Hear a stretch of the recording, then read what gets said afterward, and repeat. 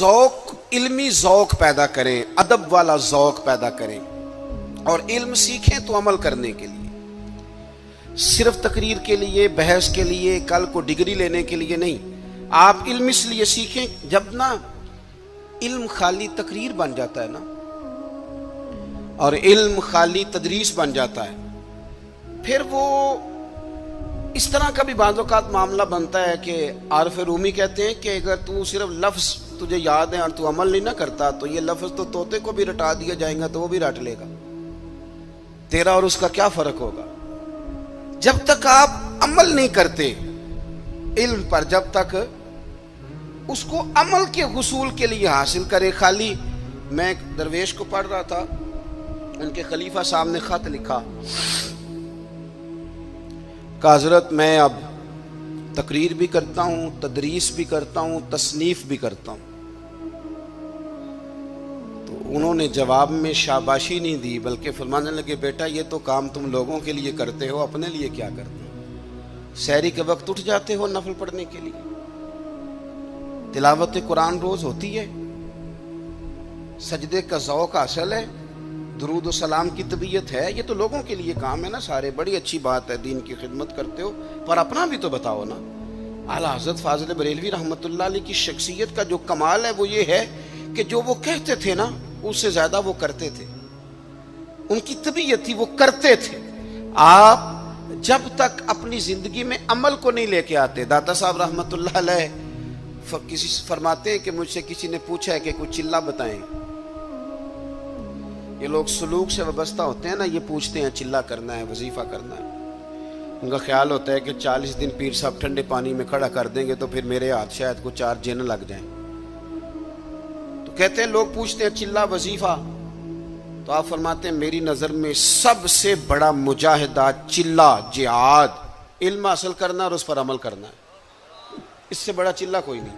یہ چلہ لگائیں، آپ کریں، عمل والی زندگی گزاریں، بدعملی والی، جتنا سیکھیں اس پر عمل کریں۔ ہمارے ہاں ہم محافل میں جاتے ہیں تو لوگ کہتے ہیں جی آپ 30 منٹ تقریر کرتے ہیں، 1 گھنٹہ سننی ہے، تو میں کہتا ہوں پچھلی 30 منٹ والی پہ عمل ہو گیا ہے، اور ہو گیا تو چلو اور کر لیتے ہیں۔ باقی یہ ہے کہ یہ تو آپ کو عمل کے لیے دین سیکھنا تھا، جتنا آپ عمل کریں گے۔ سید دیدار علی شاہ صاحب محدث الوری رحمۃ اللہ علیہ اعلیٰ حضرت کے خلیفہ ہیں، وہ کہتے ہیں کہ میں دوست تھا صدر اللہ فاضل سید نعیم الدین صاحب مراد آبادی کا، میں چونکہ دوست تھا تو سید صاحب اعلیٰ حضرت کی بڑے عقیدت مند تھے، تو اکثر وہ کہتے ہیں میں نے بریلی شریف جانا ہے۔ تو ایک دن میں پہنچ گیا مراد آباد، تو انہوں نے سامان باندھا ہوا تھا بریلی شریف جانے کے لیے، میں بھی پہنچ گیا، تو کہنے لگے یار میری تو ٹکٹ ہے ٹرین کی، میں تو بریلی شریف جا رہا ہوں۔ تو کہنے لگے یار آپ ہر وقت وہیں جاتے رہتے ہیں، میں ملنے آیا تھا۔ تو کہتے ہیں مجھے کہنے لگے حضرت صدر اللہ فاضل سید دیدار علی شاہ صاحب سے کہ چل آپ تمہیں بھی لے چلو، دونوں سادات ہیں، دونوں دوست ہیں۔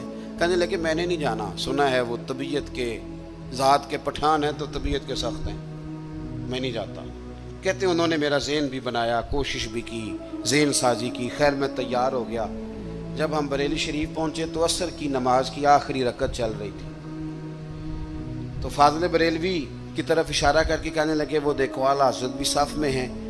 تو مجھے کہنے لگے میرا وضو ہے، صدر اللہ فاضل بھی نماز میں شامل ہو گئے، میں نے وضو کرنا تھا۔ کنویں پہ ایک طالب علم مدرسے کا پانی نکالے وضو کے لیے تیار تھا، میں نے جلدی سے پانی آگے بڑھ کے لیا، تو مجھے کہنے لگا بابا جی پہلے پوچھ تو لیں۔ تو میں نے کہا شاید کسی طالب علم کی ڈیوٹی ہے، کیونکہ آپ کو پتہ ہے اللہ خیر کرے کچھ لوگوں نے مدرسے بنائے ہی اس لیے ہیں کہ طالب علم نوکری کریں گے۔ اللہ اکبر، اتنا کام کرایا جاتا ہے معاذ اللہ۔ اگر ان سے کہا جائے کہ آپ کا شہزادہ نور بھی باہر نکلے، میں نے تو اب دوستوں سے کہا تقوی کا معیار بھی بدل دو۔ پہلے کہتے تھے نا جی ہم نے کبھی مدرسے کی روٹی نہیں کھائی، میرے خیال میں تقوی یہ ہے کہ کھایا ہی مدرسے کی کرو، پتہ چلے بچے بیچارے کیا کھاتے ہیں، یہی کھاؤ تاکہ تمہیں سمجھ آئے۔ آپ یہ اب مزاج بدل کے دیکھیں کہ یہ اگر تو آپ اور آپ کے بچے بھی کھا سکتے ہیں تو ٹھیک ہے، پھر یہ کون سا معیار ہے بھائی؟ آپ کہتے ہیں میں نے کبھی کھائی نہیں، وہ کھانے والی ہے ہی نہیں، وہ آپ کے کھانے والی ہوتی تو ضرور کھاتے، الا ماشاء اللہ، آمدام برسر مطلب۔ فرماتے ہیں طالب علم سے کہا پانی، تو کہنے لگا جی نہیں میں آپ نے پوچھا ہی نہیں. تو میں نے کہا چلو اجازت دے دو. تو کہنے لگے حضرت صاحب میں نابالغ ہوں, اپنی مرضی سے بھی اپنی چیز کسی کو نہیں دے سکتا. کہتے ہیں مجھ پہ چوٹ لگی. میں نے کہا یہاں علم نہیں پڑھایا جاتا, علم کا فیض بھی دیا جاتا ہے. یہ انداز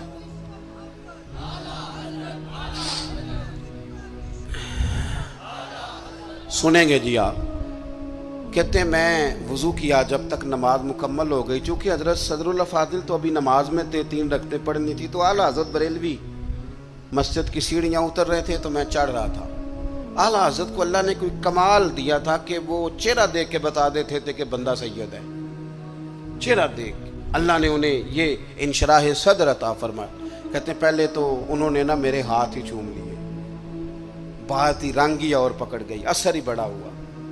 تو میں نے پوچھا طبیعت کیسی ہے؟ تو کہنے لگے مولانا طبیعت کا کیا بتاؤں, ذات کا پٹھان ہوں, طبیعت ذرا سختی ہے. کیونکہ پٹھان ہوں تو طبیعت ذرا میری سختی ہے. کہتے ہیں میں سمجھ گیا.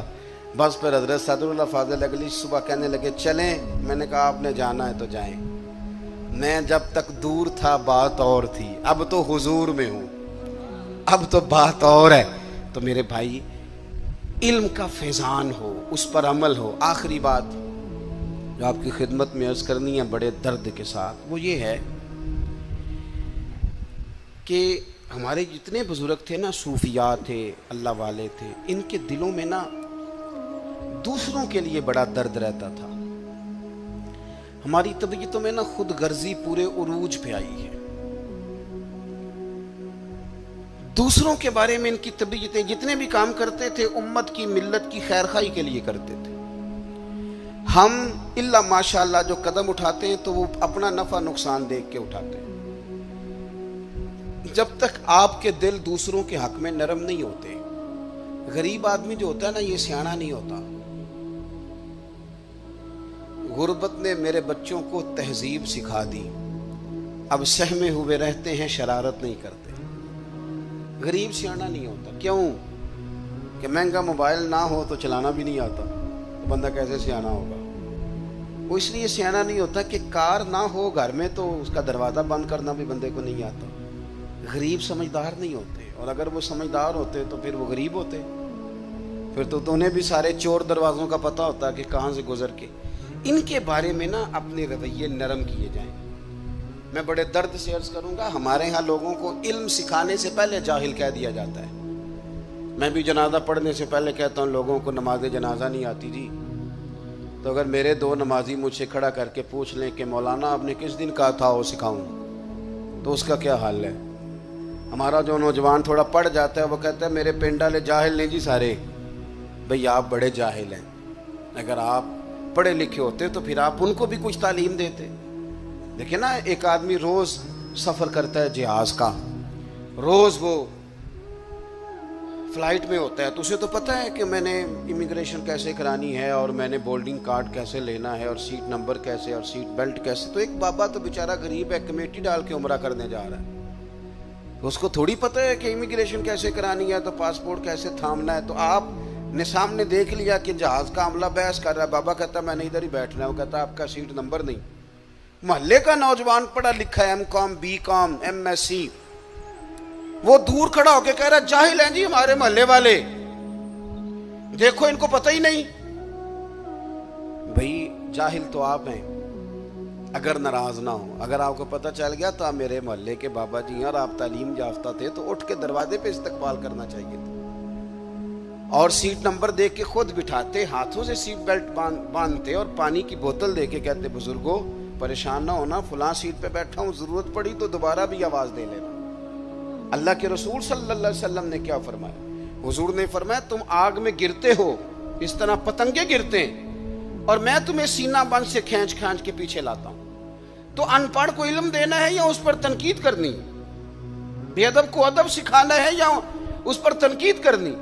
ہم جب تک یہ ذہن نہیں بناتے آداب کا, اور جب تک ہم لوگوں کے بارے میں اپنے دل کو نرم نہیں کرتے, اتنی دیر تک خیر کے جذبات نہیں پیدا ہوتے. ایک دانشور گزرے ہیں مرحوم واصف علی صاحب, تو ایک ادارہ چلاتے تھے وہ بھی. تو وہ جو بچے داخل کرنے والا تھا نا,